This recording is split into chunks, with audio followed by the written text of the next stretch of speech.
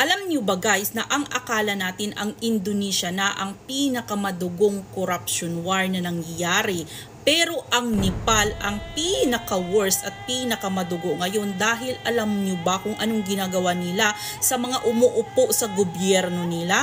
Ay ito ay kung mahuli nila ay sinasaktan nila at yung iba ay tinatapo nila sa ilog, hinuhubara ng damit at pinapaanod sa agos ng tubig habang ito ay binabato nila.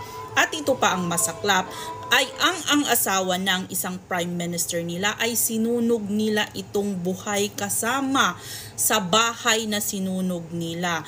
At yung mga ibang mga leader ay tinakas lang ng helicopter gamit ang army ng mga helicopter. Ito ay nirescue nila ang lahat-lahat ng mga natirang mga leader na hindi pa naabutan ng taong bayan at hindi pa nakulata ng taong bayan. So ito ay nilikas ng mga army at yung iba naman ay nakatira muna sa kustodiya ng mga military base. So Pilipinas, wake up call. Huwag nyo nang antayin na magrebelde ang lahat ng mga tao sa Pilipinas at baka ganito din ang mangyari sa inyo.